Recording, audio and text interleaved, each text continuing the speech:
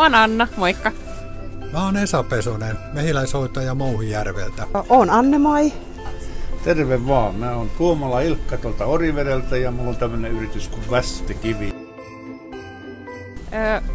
Vuosia ollaan oltu. Eiköhän tää on jo 16 kerta tällä torilla, että 30 vuotta näitä on tullut koluttua, mutta täällä 16 kertaa. No ensimmäistä päivää. Ihan noviisi. Sanotaan, että reilusti yli 20 vuotta on ollut erilaisia joulutoreja.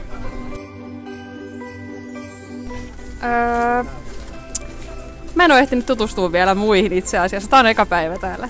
En osaa sanoa. Se vaihtelee, kun yleensä ei kauheasti kerkeä käydä ostoksilla, mutta kyllä nyt aina jotain herkkua pikkasen tekee joskus mieli. Hyvä kysymys, kun en ole vielä tänä vuonna kertaakaan kiertänyt täällä, mutta jos ei omaa saa sanoa, niin mä sanon nyt vaikka ton naapurin Hunoja hetken tuolta, kun hän ystävällisesti tuo nuori mies auttoi mua avaamaan tämän mökin tänään, niin Hunoja hetki.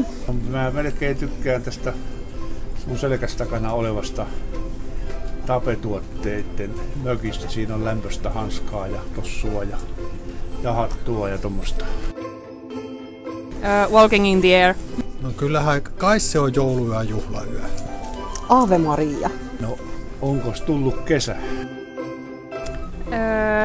Mistä sä saat joulutunnelmaa? Täytyy sanoa, että joulupukki ja joulukuusi ja joulurauha sillä niin kuin siintää horisontissa ja sitä kohti tässä taaperretaan, niin se pitää niin kuin mielen tasapainossa. Mikä on lempi jouluruoka? No kyllä mä tykkään savulohesta.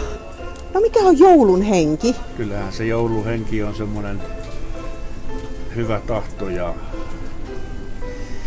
semmonen kädestä pitäminen ja pienet pusuttelut kuusen alla.